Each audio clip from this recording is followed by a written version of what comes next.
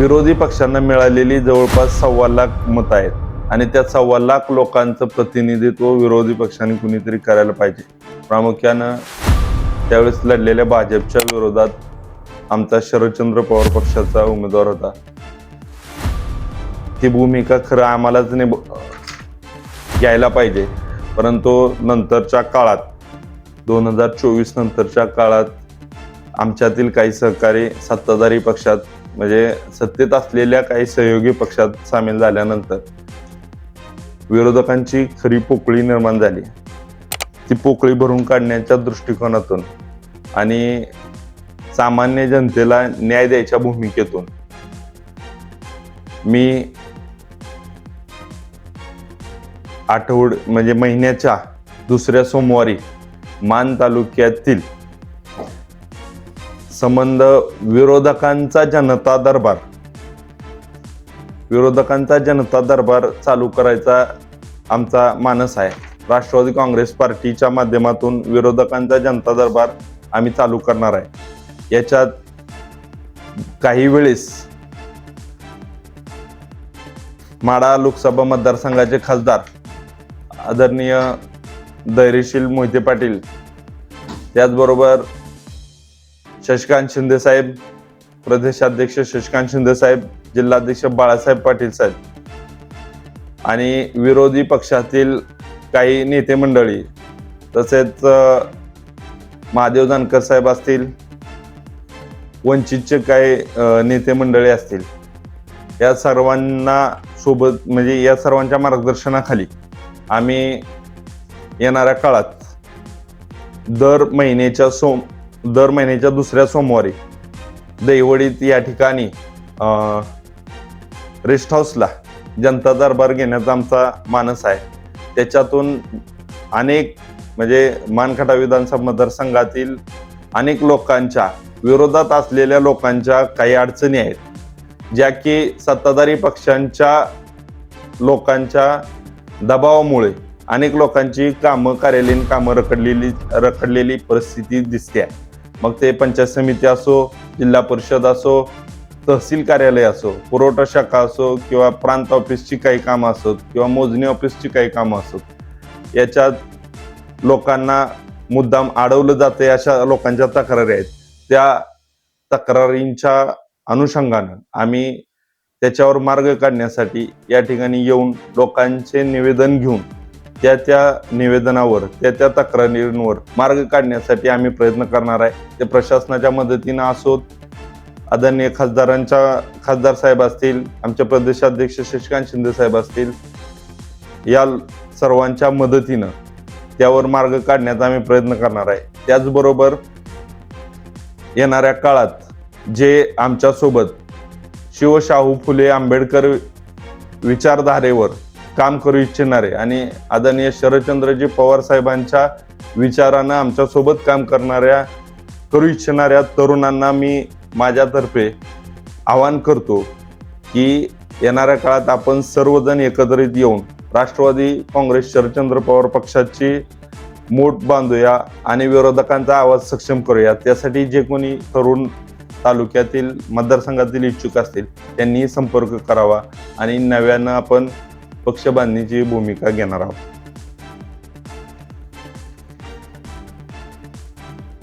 मी सकाळीच अपडेट घेतल्यानुसार सभापतींनी जे मला माहिती दिली, मान पंचायत समितीच्या सभापतींनी जे मला माहिती दिली त्यानुसार मान तालुक्यात सध्या 36 गावात 25 टँकरनी पाणी पुरवठा होत आहे. त्यातच जर बघितलं तर 35 गावात मिळून 240 वाड्या वस्त्यावर पाण्याची म्हणजे आता सध्याला पाणी पोचवलं जातंय. परंतु जे पाणी पोचवलं जातंय ते फक्त 25 टँकरच्या माध्यमातून पोचवलं जातंय. त्यात शासकीय 3 टँकर आणि 22 टँकर खाजगी आहेत. तर 25 टँकरने 240 वाड्या वस्त्यावर पाणी पुरवायचं म्हटलं तर आपण जर विचार केला तर प्रत्येक टँकरची जर दिवसाला 2 फेऱ्या म्हटलं तर 50 फेऱ्या होणार आहेत. 50 फेऱ्यानुसार 250 ठिकाणी पाणी पोचवायचं म्हटलं तर 5 दिवसातनं एकदा जाईल अशी परिस्थिती सध्या मान तालुक्यात आहे. ही परिस्थिती फार भयानक आहे आणि जर 5 दिवसात जर एवढ्या तीव्र उन्हाळ्यात जर पाणी येणार असेल तर जनतेनं काय करायचं हा सगळ्यात मोठा प्रश्न आहे. यासाठी प्रशासनानं त्वरित लक्ष घालावं आणि टँकरच्या फेऱ्या वाढवाव्यात. टँकरच्या टपावे फिडिंग पॉइंट आहे ते लांब आहे. आंधळी तलावात मात्र फिडिंग पॉइंट नाही. आता आंधळे तलावात परवाच मी पाहिलं तर फार जल्लोषात सत्ताधाऱ्यांनी जे गटापूरचं पाणी आल्याचं स्वागत केलेलं बघितलं. मग प्रशासनानं त्या ठिकाणी फिडिंग पॉइंट का केले नाहीत हा तर खरा प्रश्न तो प्रशासनाला विचारला गेला पाहिजे. तर त्याच्यावर पण आम्ही प्रशासनाशी बोलू. परंतु मला असं वाटते की कदाचित जलनायक ग्रामविकास मंत्री त्यांचं जे अपयश आहे ते लपवण्यासाठी हे उद्योग प्रशासन करत असावं असं माझा स्पष्ट आरोप आहे. निजवडी किंवा शिंगणापूर भागाची जी पाणी योजना आहे त्या योजनेच्या संदर्भात सध्या काय स्टेटस आहे किंवा काय परिस्थिती आहे? 1994 पासून पाणी प्रश्न सुटला नाही किंवा योजना पर्यंत पूर्ण झाली. पाणी प्रश्न 1994 पासूनचा नाही. पाणी प्रश्न हा स्वातंत्र्यापूर्वीच्या काळापासूनचाच आहे. त्याच्यानंतर आता ज्या 94ला ज्या योजना मंजूर झाल्या त्यात कुठल्याही योजनेत म्हणजे 32 गावांचा त्या पाणी योजनेत समावेश नव्हता, आजही नाही. विधानसभेच्या तोंडावर जे काही तत्कालीन आपले जे होते आमदार होते त्यांनी सांगितलं होतं की या 32 गावांचा पाणी प्रश्न मी सोडवलाय किंवा जे गटापूरमध्ये या गावांना समाविष्ट करून घेतलेला आहे. तसा कोणताही GR आज तागायत शासन पातळीवर उपलब्ध झालेला नाही.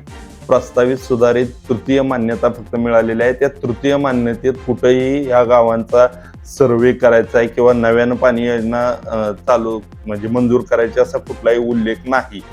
तर हे अजून म्हणजे कागदावरही नाही, त्याच्यामुळे प्रत्यक्षात यायला फार वेळ लागणार आहे.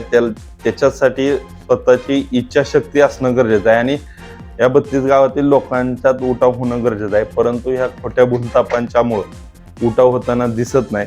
तो उठाव करण्याचा सुद्धा प्रयत्न आम्ही काही कालावधीत करणार आहोत.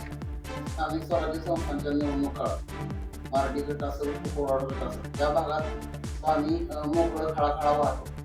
आता तिथं पाणी प्यायला नाही टँकर मागणी याची प्रशासनाच्या लोकांनी केली. ते लोकांना माहिती होतं की स्थानिक स्वराज्य संस्थेचे निवडणुका लागल्यामुळं तसे त्या भागातील लोक शून्य झालीत म्हणायला लागेल. त्या लोकांना माहिती होतं की हे इलेक्शन लागले म्हणूनच पाणी सोडलेलं आहे आणि तेवढ्यापुरतंच आहे, ते परत बंद होणार आहे. या लोकांनी त्याचं उत्तर मतपेटीतून सत्ताधाऱ्यांना दिलं आणि त्या लोकांचा मी आभार मानतो. त्या लोकांनी दिलेलं उत्तर ही चपराक चांगली होती. पण आजची परिस्थिती फार खरंच गंभीर आहे. पाणी सोडणं गरजेचं आहे. आता तिथं पाणी सोडणं गरजेचं आहे, परंतु त्याच्यासाठी ही लोकांचा उठावच होणं गरजेचं आहे. असं पाणी सुटणार नाही ही वस्तुस्थिती आहे. निजवडी परिसरातली 32 गावं 4 वेळा आमदार म्हणून सुद्धा पाणी प्रश्न सुटला नाही. तिथे उठाव होणार.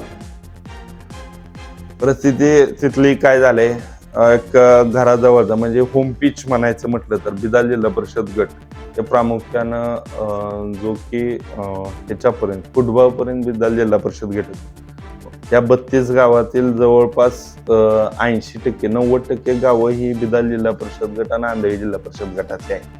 त्याच्यामुळं तिथं त्यांचं कायम लक्ष असलं पाहिजे. परंतु त्यांच्या दहशतीचं वातावरण असेल किंवा काही जुनी लोकांच्या त्यांच्याकडं कॉन्ट्रॅक्टर लॉबी वगैरे त्यामुळं त्या लोकांचा तिथं गावातले टगे मंडळी तिथं लोकांचा उठाव होऊन देत नाही. स्पष्ट आहे. यासाठी राष्ट्रवादी काही भूमिका घेणार. राष्ट्रवादी आजपर्यंतचा याच्यात राष्ट्रवादी भांडत होती, परंतु म्हणूनच मी सांगितलं की मागच्या काही काळापासून 2024च्या इलेक्शन पासून म्हणा किंवा जिल्हा परिषदेत झालेल्या राड्यापासून सर्वच विरोधक शांत झालेले आहेत. परंतु राष्ट्रवादी शरदचंद्र पवार गट म्हणून किंवा महाविकास आघाडी म्हणून आम्ही एकत्रित येऊन आता उठवायची सुरुवात करत आहोत. लोकांचा आवाज होण्याचा प्रयत्न आमचा आहे आणि त्या आवाजाला आम्ही न्याय देणार आहोत. आणि तुम्ही जनता दरबार घेणार असं सांगितलं. त्या जनता दरबाराला विरोधकांच्या जनता दरबार त्या जनता दरबाराला अधिकारी उपस्थित राहणार का फक्त पदाधिकाऱ्यांची मार्फत होईल? नाही, या जनता दरबाराला फक्त जनता उपस्थित राहील. अधिकारी इच्छा असून पण उपस्थित राहू शकणार नाहीत किंवा आम्ही तसं पत्रही द्यायचा प्रयत्न करू, परंतु आमच्याकडे कुठलं अधिकार नसल्यामुळं तर आम्ही एखाद्या पदाच्या खुर्चीवर नसल्यामुळं ते आम्हाला हे करू शकत नाही. प्रोटोकॉलनुसार ज्यावेळेस खासदार साहेब येतील त्यावेळेस आम्ही त्यांना विनंती करू प्रशासनाला की त्यांनी आलं पाहिजे. परंतु ज्यावेळेस ते नसतील तर लोकांच्या अडचणी समजून घेऊन लोकांची निवेदन घेऊन आम्ही त्या कार्यालयात स्वतः आम्ही जाऊन प्रशासनाच्या दारात बसण्याचं काम करू आणि ते अडचणी सोडवण्याचं काम. सभापती राष्ट्रवादीचं आहे त्यानुसार अधिकाऱ्यांनी आलं पाहिजे. सभापतीपद राष्ट्रवादीकडे आहे, पण राष्ट्रवादी अजित पवार गटाचे आहे. आम्ही शरद पवार गटाच्या माध्यमातून हे करणार आहोत. अजित पवार गट हा सत्तेत सहभागी आहे, तो त्यांचा विषय आहे, त्याच्याबद्दल मी बोलू शकत नाही. खासदार साहेब तरी पवार गटाचे हा. शरदचंद्र पवार गटाचे आतापर्यंत त्यांनी मान तालुक्यामध्ये कुठंच विधायक भूमिका घेतलेली दिसत नाही. खासदार साहेबांच्या आता टंचाईच्या आढावा बैठका चालू आहेत. प्रत्येक तालुक्याच्या आढावा बैठक चालू आहेत. त्यांची माड्याची बैठक झाली, करमाळ्याची बैठक त्यांनी लावलेली आहे. त्याच पद्धतीनं एका तालुक्याच्या बैठक घेत मानची पण बैठक घेणार आहेत. त्यांचा परवाच निरोप आलेला आहे. मानच्या बैठकीची तारीख लवकर ठरवणार आहे आणि येणार आहे. म्हणून मानला पण दुःखमाप केली पाहिजे त्यांच्या अधिकार. कदाचित मान म्हणजे सातारा जिल्हा, मान तालुका सातारा जिल्ह्यात येतो प्रशासकीय म्हटलं तर. आणि जर निवडणुकीच्या अनुषंगानं पण बघायचं झालं तर लोकसभेसाठी मतदारसंघ हा सोलापूर जिल्ह्याशी अटॅच आहे, पण प्रशासकीय म्हटलं तर कलेक्टर ऑफिस सातारला आहे. आपण सातारा जिल्ह्याचा भाग आहोत. सातारा जिल्ह्यात शासकीय 4 मंत्री आहेत. शासनाचे 4 मंत्री सातारा जिल्ह्यातले आहेत. मदत पुनर्वसन मंत्री सातारा जिल्ह्यातले आहेत. सार्वजनिक बांधकाम मंत्री सातारा जिल्ह्यातले आहेत. ग्रामविकास मंत्री सातारा जिल्ह्यातले आहेत आणि पालकमंत्री पर्यटन आणि खनिकर्म विभागाचे मंत्री सातारा जिल्ह्यातले आहेत. 4 मंत्र्यांच्या जिल्ह्यात खासदारांनी म्हणजे विरोधी पक्षाच्या खासदारांनी विशेष लक्ष देण्यापेक्षा शासनाच्या प्रतिनिधींनी लक्ष देणं गरजेचं आहे असं मला वाटतं. लोकप्रतिनिधी म्हणून लोकांशी संपर्क राहिला पाहिजे. लोकप्रतिनिधी म्हणून खासदार साहेब 100% लोकांच्या संपर्कात आहेत. लोकांना जे त्यांच्यापर्यंत जाते त्यांना न्याय द्यायची भूमिका त्यांची असते, ते काम करत असते. दक्षिण मानमध्ये म्हणजे पुरवाड असेल किंवा वेगळे असेल या गावामध्ये आणि त्या काय पूर्ण नाही. आणि अशा गावांमध्ये आता भीषण पाण्याची टंचाई आणि जलजीवन मिशनच्या योजना ज्या आहेत आपण अशा परिस्थितीत त्या गावांच्यासाठी कोण आवाज उठवणार विरोध पक्ष म्हणून तुमची भूमिका काय आहे? 100% आता ज्या पद्धतीने मी तुम्हाला सांगितलं की ग्रामपंचायत असो, जिल्हा परिषद असो, पंचायत समिती असो किंवा तहसील प्रांत पोलीस स्टेशन असो, यापर्यंतच्या ज्या तक्रारी आमच्याकडे प्राप्त होतील त्या विषयावर आवाज उठवणं आणि त्या तक्रारीला न्याय देण्याची आमची भूमिका राहील. बऱ्याच ठिकाणी तुम्ही म्हणता ते खरं आहे, जलजीवन मिशनच्या अनेक ठिकाणच्या तक्रारी आहेत. या भागातल्याच नसून संपूर्ण तालुक्यातल्या नव्हे महाराष्ट्रातल्या जलजीवन मिशनच्या बाबतीतल्या तक्रारी आहेत. तर जलजीवन मिशनच्या बाबतीतल्या म्हणजे जलजीवन मिशनमध्ये अनेक ठिकाणी भ्रष्टाचार झालेला आहे. संगनमताने कमिशन खाऊन त्या योजना पूर्णत्वास न्यायचा प्रकार झालेला आहे. अनेक ठिकाणी पाईपी सुद्धा म्हणजे नळाच्या पाईपी सुद्धा हे केलेल्या नाहीत, फक्त नळ काढलेले आहेत.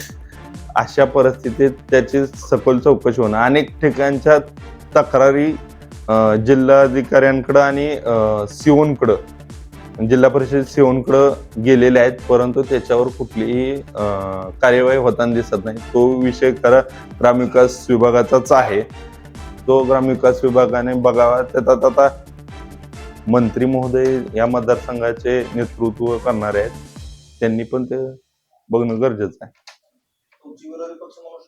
त्याच्यावर आवाज आम्ही 100% उठवणार. त्याच्याबद्दल जर आंदोलनाची वेळ जरी आली तर आंदोलन करण्याची आमची भूमिका राहील.